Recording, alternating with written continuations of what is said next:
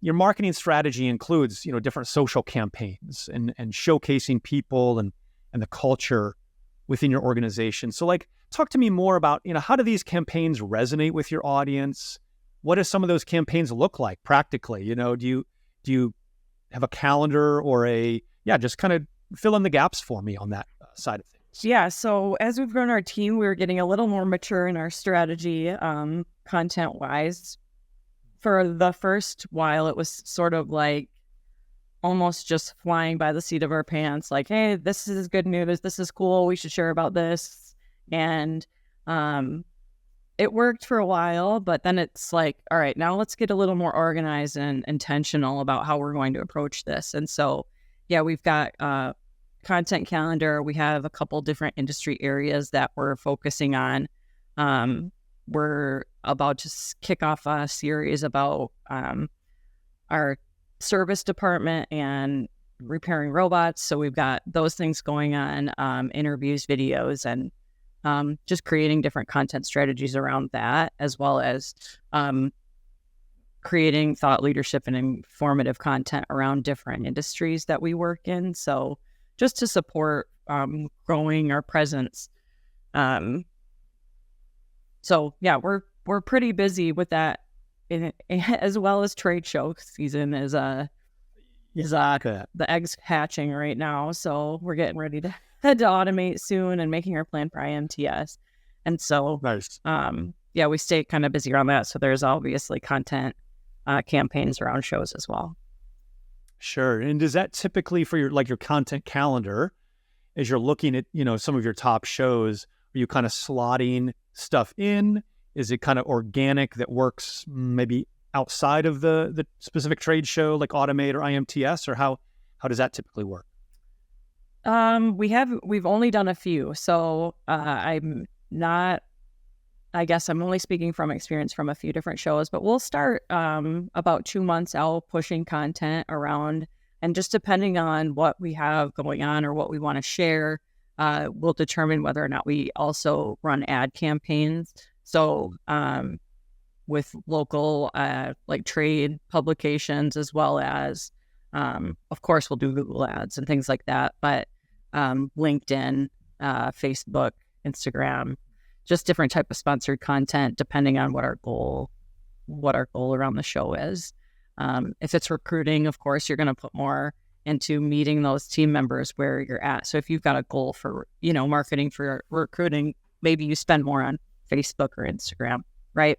Because while people aren't making buying decisions necessarily, if you can stay in front of people, that's where they're spending time, right? So just creating more touch points. Yeah. I like that you mentioned, 2 months before a show, you're already, planting those seeds of success and telling people, hey, we're going to be there. And here's, some of those different things. It reminds me, we have a service called Trade Show TNT, and the goal is to help you explode your visibility before, during, and after a trade show.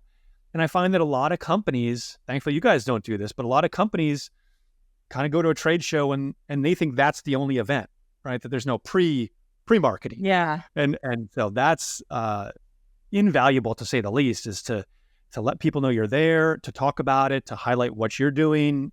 So many aspects. Who's going to be there? Yeah. Or even like if you're just going to a show, it can be as easy as saying like, all right, let's write a blog post, 5 things I learned to automate, or like 5 people I talked to. And that's not just for your business marketing. That could be if you're trying to create like a personal brand, or have a more influential voice in the industry. I would suggest, that's such an easy, it really is. It takes time, but it's kind of an easy way to say, hey, I was there, I talked to these people, or I learned these things, and I have some stake in the game overall. Totally.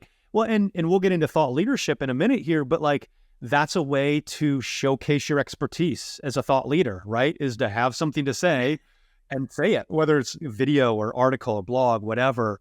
We're all experiencing life, but only some people are kind of putting that at the forefront. And like you said, a list of, 5 things I learned at Automate, or whatever that might be. And that really does help boost your own personal brand, which is so valuable these days. You know, I think a lot of people overlook that. Sometimes companies are a little scared, maybe don't know how to navigate that. Mhm. Yeah, it can be challenging for sure too. Or to say like me, why do you want me to talk about this?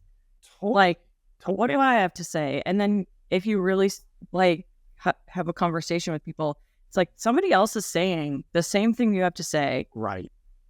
and building something great with that, which is awesome. And if it's a game, that you want to play in, I think the barrier to entry is lower than you think for some people. Totally. And I guess speaking from my own experience, it's like I feel sometimes shy to say too much, or Right.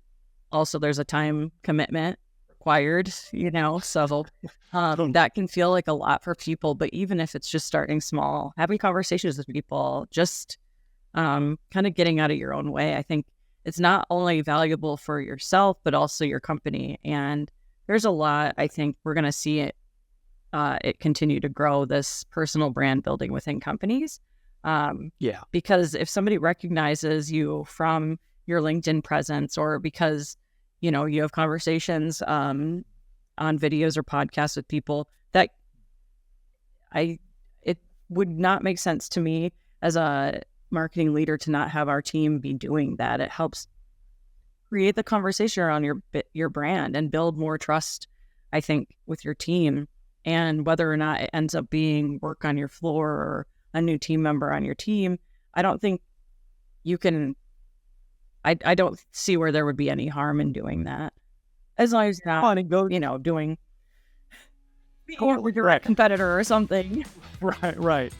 Well, it goes with the phrase of like a rising tide lifts all boats, right? So if everybody in the company is kind of improving themselves personally, is kind of building their brand, like it does improve the whole group, the whole team, the whole company. Absolutely.